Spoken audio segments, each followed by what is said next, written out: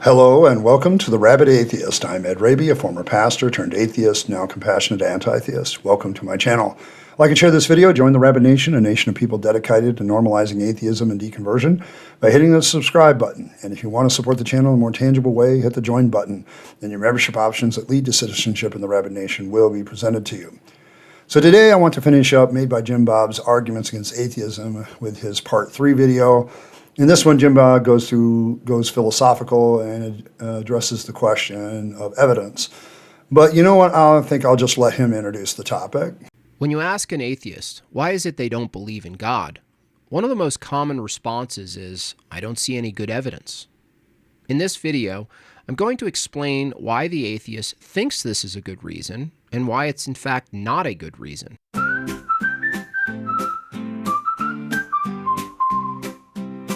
Welcome to Arguments Against Atheism. I'm JimBob. I'm here to give you the goods. Well, you made the claim twice that you're here to give me the goods and whiffed twice. In the first one, you didn't address atheism, you addressed materialism, which isn't necessarily connected to atheism.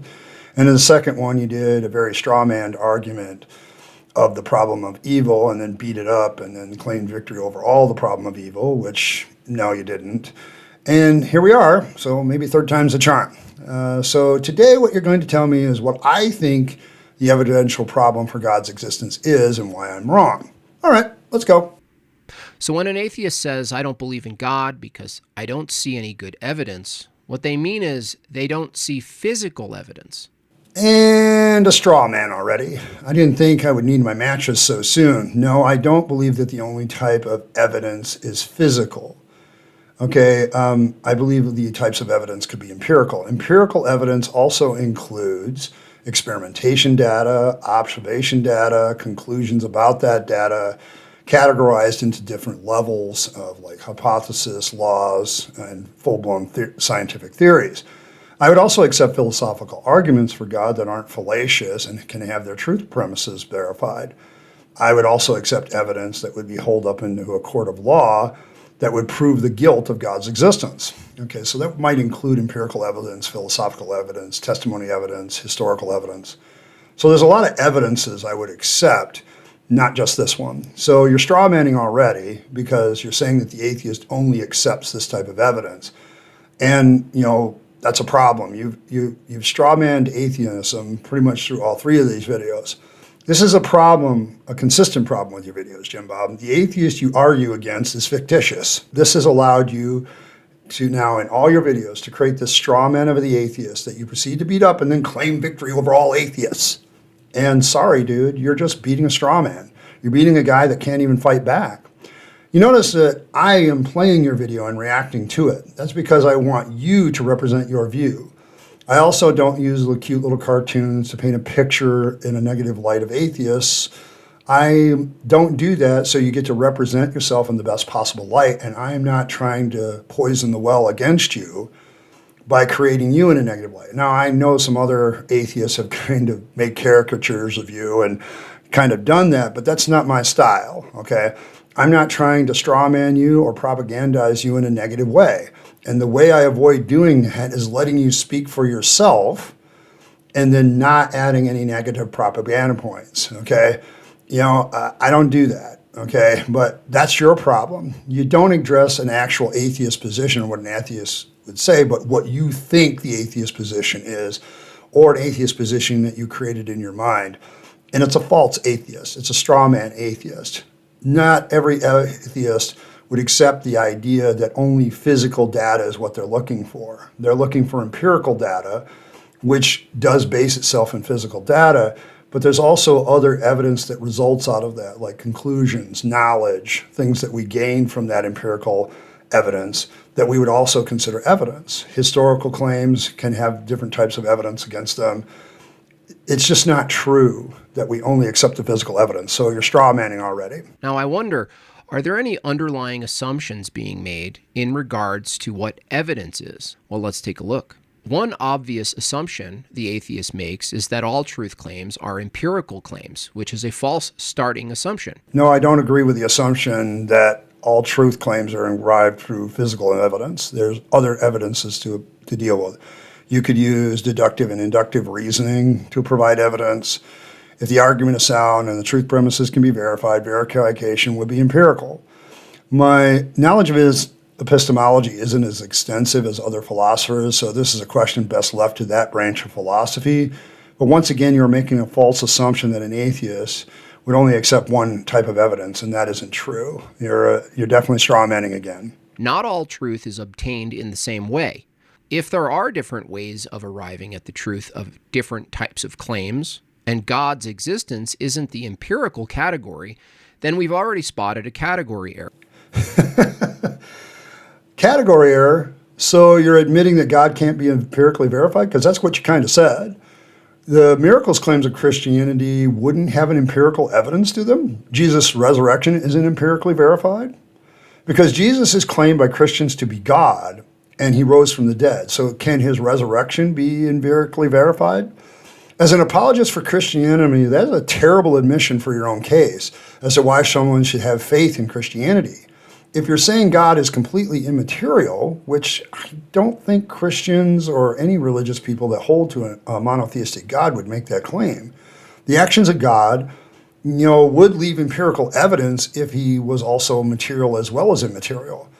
But you're admitting that God is immaterial, so he's not leaving behind any physical evidence that can be empirically verified? In a comment you said to me on one of the videos that I reacted to, you said that God is immaterial, and that is why materialism and atheism are linked, because they both attack the immaterial nature of God. But I pointed out to you that the idea of God being immaterial is not verified, and I wouldn't make that statement because God could be immaterial or material. The nature of God would have to be part of the evidence for his existence of God, probably. What God's nature is, I wouldn't claim, as I don't know. But for you, this becomes more damning if this is what you are actually claiming, that God is immaterial, okay? Because it becomes even more damning for Christian theology. And I'm speaking as a former theologian. That idea would contradict the idea of the Word made flesh. The incarnation, where Jesus becomes God in flesh, and provided empirical evidence for that after he raised from the dead. Unless you're going to say that the Gnostics were correct, and Jesus wasn't material and just a ghost. The atheist also assumes that a standard for sufficient evidence has been established. Is there only one type of evidence? No.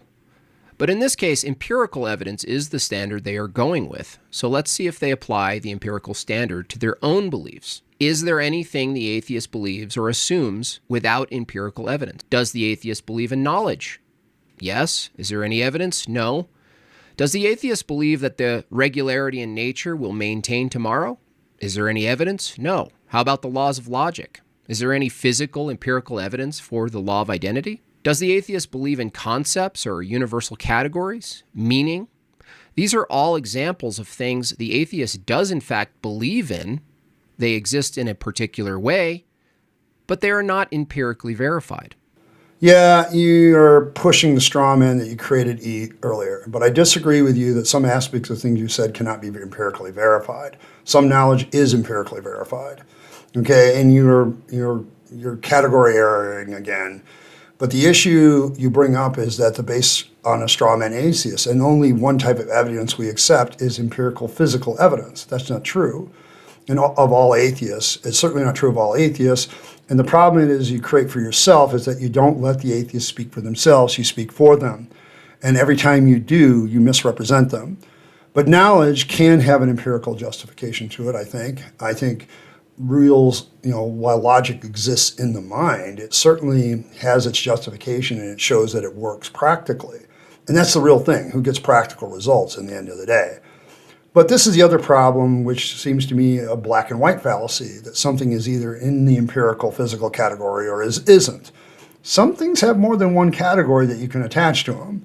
There are many things that are both made up of empirical stuff and other justification combined. There can be multiple types of evidence that support an idea.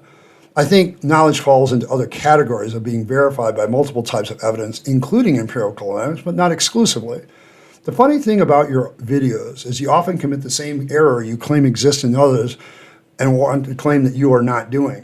In the video about the problem of ego, you say you don't want to straw man and then proceed to straw man through the whole video.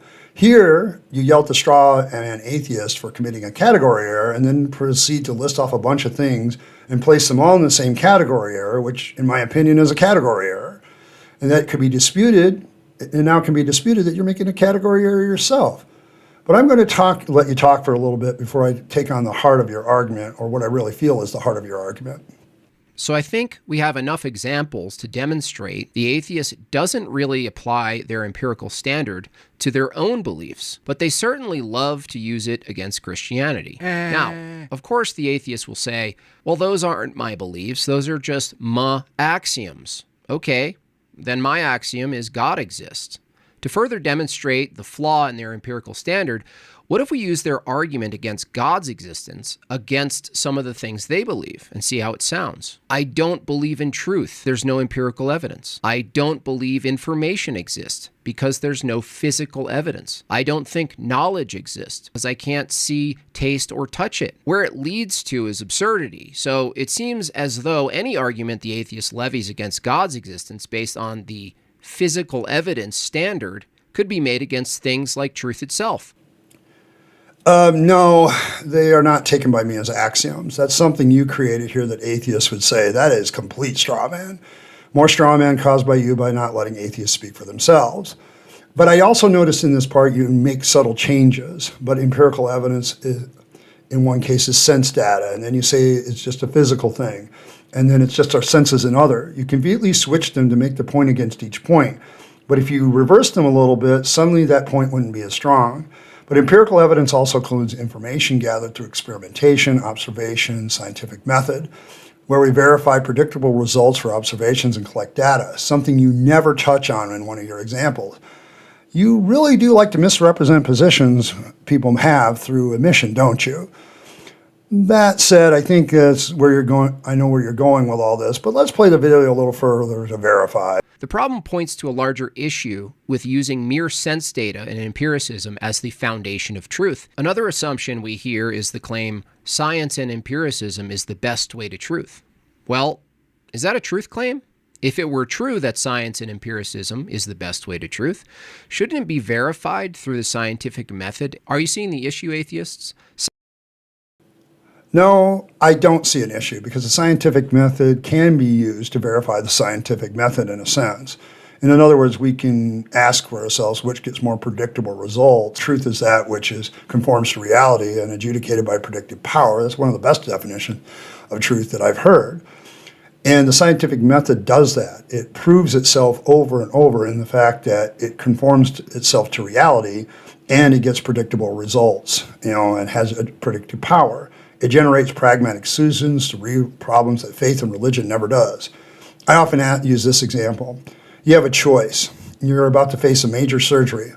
One of the persons is a surgeon who's done this surgery a million times, is well schooled in it, knows how to do it, and had, pretty much very close to 100% success rate.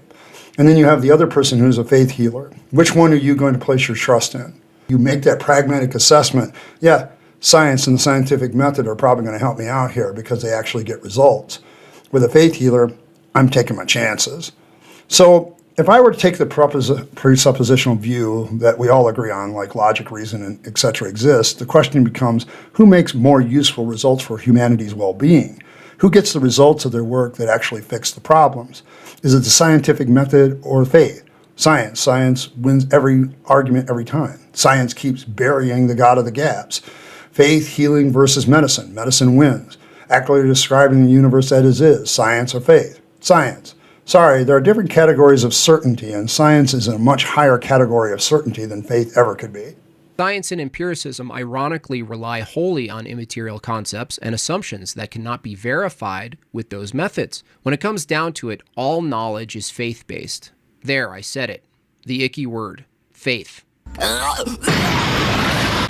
No, all knowledge isn't faith-based. But let's run with that assertion. That's an assertion that you really don't provide evidence for. You just use a word in all your word salad you haven't really justified. Knowledge is not all faith-based. And this continued to be a category error because knowledge and different types of knowledge exist and have different levels of being verified and different ways of verification. Faith is believing in something that you have no evidence for. I would agree with that definition, but that is not the same in everything else you have listed. Okay, but let's get to the heart of your argument. Let's talk about what this has really been about the entire video, solipsism, or the idea that all that can be truly known is the self. Everything else that constitutes knowledge is not verifiable. It's all taken on faith. The only thing that can be verified is yourself. But you know, that also includes faith. Faith isn't a special category that you just get to ride along and somehow it escapes the criticism of solipsism. It doesn't, faith gets put in the list of reason, logic, and knowledge. It isn't this overarching umbrella category. That's your category error. It gets hit in the form of knowledge that can't be verified as well, and openly admits that it can't be verified by omission. Faith is the evidence of things hoped for, the evidence of things not seen. It automatically admits that it doesn't have evidence for itself, but it's still a category of knowledge. Okay, let me grant that. But that's the problem with solipsism. It hits that too. Let me give you an analogy. Using the solipsism argument is kind of like pushing the button on a nuclear bomb, philosophically. It shuts down all ideas of how knowledge can be attained and casts doubt on all of them. But like newts, it hits everything. It makes no distinction between any way knowledge can be attained. That includes faith, special revelation, natural revelation. I saw this with somebody got on Kentucky Atheist discussion just on Monday, and he tried to make this argument that we couldn't really know anything, and that there was no, and then suddenly wants to throw in faith and special revelation as how he knows that God is real. Special revelation gets hit by solipsism too. But see, in my nuclear bomb analogy, it hits everything. There's no distinction between the way knowledge can be attained. When you set out the bomb, your ideas of what constitute knowing something go up in smoke just as much, metaphorically speaking, as any other idea you're trying to hit with it. You're standing next to the bomb when you push the button and it goes off. You hit yourself. It constitutes nothing more than an attempt at a Pyrrhic victory. But let me guess, you're going to special plea Christian beliefs are immune to the explosion of solipsism. Sorry, there are also categories that cannot be known if solipsism is accepted. If you use the argument against me that all my presuppositions about reason, knowledge, and all that can't be accepted, you can't accept faith, special revelation, you can't accept the revelation of Christ, none of those things. All those things are outside of the self and thus cannot be verified. And you're taking them on faith, so to speak. No, it's not faith. It's an understanding of how knowledge can be attained. And that's the problem with solipsism. If everything is faith-based, as you say, there's no verification for anything then. Well, faith is also a way of obtaining knowledge that exists where? Inside or outside the mind. So the bomb of solipsism would incinerate faith as well, just as much as reason, knowledge, and all the rest of it. All thus cannot be known to be true either. You think this is a special category? No. Much like your first video, you throw everything under one category, commit the category error, and don't realize that that category also gets blown up in the very argument that you're presenting. But it's up to you to justify the assertion that somehow they're a special category, that as you push the button of the nuclear bomb of solipsism, you don't hit yourself. Why don't you hit yourself? Oh, you're going to present evidence of why you don't hit yourself? Philosophical evidence of why you don't hit yourself? Oh, wait. No. Does faith actually prove evidence? No. You just asserted it without justification. And what you don't realize is this argument also hits your Christian beliefs. It blows them up just as well as everything else. That's why I reject solipsism, because we really can't know anything under it. It's one of the most useless philosophies I've ever heard of. Faith in the atheist view is belief without evidence, plain and simple. In the Christian view, the fact that everyone has faith is the evidence of things unseen, whether it's immaterial things like logic or truth or the notion of the past or the future or mind. There's no escaping a faith-based starting point. And the act of denying a faith-based starting point would require, faith in things without evidence. You see, the atheist puts faith in their reasoning. They put faith in their senses. The atheist might say, there's a difference between faith and confidence. I have confidence. Confidence relies on faith in other things, like the regularity of nature, your own reasoning, reliability, which assumes a past, present, and future. There is no view that is wholly derived from evidence. Therefore, the basis for truth is not empirical. If you don't believe me, just check the comments section of this video. For any opposing comment to this video, take note of the non-empirical, immaterial things they include in their comment. Ask them for evidence of those things. So you're going to poison the well about the comments already. That's nice propagandist work. Someone could have a genuine answer and know how you have built in some justification. Now you have some built-in justification to dismiss them before they're even made. All this tells me that JimBob, you, sir, aren't interested in genuine dialogue, are you? You'd rather create a opponent out of straw, beat them up, and then protect that victory against your straw man by poisoning the well, not allowing any argument to counter other than one based on the one you created a straw. But I want to let you know something. That also works for any theist that supports you under solipsism. You can ask the same questions about how they know that there is a God, and under solipsism, they get blown up too. You ask which one's better at some point. None of them are better under solipsism. You can't make a distinction. You can't special plead your way out of this. It doesn't work that way. Once you fire that nuke, it hits everybody, including yourself. In conclusion, if the question of God's existence is not an empirical question, and both the atheist and the Christian accept the existence of things that are empirically not verified, then who has a better account or explanation for the existence of truth or knowledge, the atheist or the Christian? It seems to me that the atheist takes freely a whole category of mind-dependent things that cannot be verified through empiricism. So why would we grant the atheist those things? I don't think we should. The atheist might say, those are just emergent properties of nature. Well, so if the laws of logic are a product of the brain, whose brain produces the correct laws of logic? Whose biochemistry is correct? And if the laws of logic exist external to the brain, whose biochemistry is accurately aligned with them? And we're back to my first episode of Arguments Against Atheism, where I present a massive problem for the materialist. But Christian does claim empirical evidence too. You know that, right? The resurrection of Christ could be something that requires empirical evidence. And according to the story Jesus gives and the apostles testify to, they give evidence of that to his disciples. But the question of God's existence is an empirical question. As a Christian, you have many things that you believe in Christianity depend on empirical proof, miracles being the biggest ones. You have tried to put God into a category that's completely immaterial, or that religious claims of faith are completely immaterial, but that's not true. The God concept has many empirically based faith understandings. You're a Christian, for instance. Do you disagree with Paul that if Jesus is not physically empirically raised from the dead, then your faith is useless? Do you disagree with the writer of 1 John when he offers up empirical proof that he touched and handled the word of life, fighting against the Gnostics? Your ideas seem to indicate that Gnosticism about God is completely immaterial, being one of their ideas. So the story of Thomas in John, when Christ appears to him and tells him to put his hand in his side and touch the nail prints in his hands, that's empirical evidence. God can't be completely immaterial if Christianity is true, because Jesus is claimed to be God and he still has physical form. But that's one of their ideas, okay? All of these examples are Jesus and the apostles offering up empirical evidence that their faith claims were true. Now, I think it's all a bunch of stories that were made up and added onto. And once Christianity got past its first generation, you have a lot of writing of the New Testament that's trying to justify why Jesus didn't return. But this brings up a question. If you're going to maintain that God is completely immaterial, are you a Gnostic?